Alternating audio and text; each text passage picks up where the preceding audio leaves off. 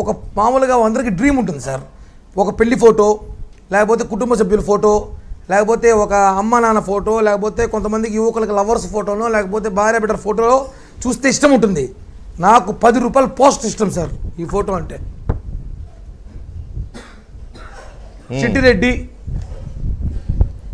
2.0 ఈ ఒక పోస్టరు రాద్ధాంతం చేసింది రాష్ట్రాన్ని.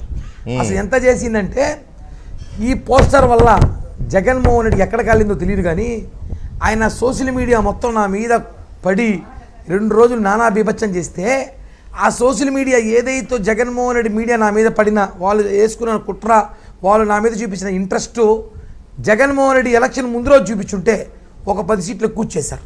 సీరియస్గానే జగన్కు 10 సీట్లు ఎక్కువ వచ్చేది నా మీద చూపించిన social media interest.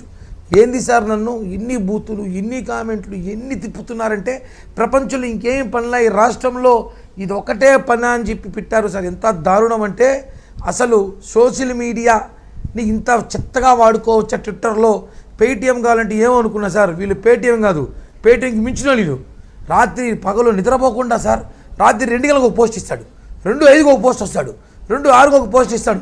Kiran Royal నిద్రపోయినావా, కిరణ్ రాయల్ మేల్కొన్నావా, కిరణ్ రాయల్ కాఫీ తాగినావా, హ్యాపీ సండే అంటాడు ఒకడు, హ్యాపీ మండే అంటాడు ఒకడు, దొండకాయ అంటాడు ఒకడు. ఏంది సార్ అసలు సోషల్ మీడియా అసలు మీరు ఎట్ట వాడతారా నాయన, అది అర్థం కాల. వాళ్ళు వరస్ట్ సోషల్ మీడియా, చెత్త సోషల్ మీడియా, మనిషి జీవితాలు సర్వనాశనం చేసే సోషల్ మీడియా.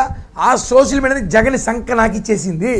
ఇది వాస్తవం సార్. అది నిజమేలే, అది ఎలక్షన్లోనే అర్థమైంది కదా. కాకపోతే ఇప్పుడు మీలాంటి నాయకుల్ని, కార్యకర్తల్ని, లేకపోతే వాళ్ళ ప్రత్యర్థి పార్టీలు అంటే తెలుగుదేశము, బీజేపీ జోలికి వెళ్ళరులే, మళ్ళీ తెలుగుదేశము లేకపోతే జనసేన, ఈ 2 పార్టీల మీ నాయకుల్ని ట్రోల్ చేయడానికి వైసీపీకి ఉన్న సోషల్ మీడియా మంచి అస్త్రం.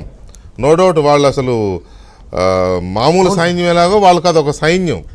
ఇవాళ ఆ సైన్యం నిన్ను ఒక రోజంతా ట్రోల్ చేసి నిద్రపోనివ్వలేదు కదా, అది కొంతవరకు. ఇప్పుడు వీళ్ళకి ఈ లక్ష్మి అనే మహిళ కేసు ఎక్కడి నుంచి వచ్చింది ఒకసారిగా, అది ఎలా పట్టుకొచ్చారు, ఏంటి అసలు అది?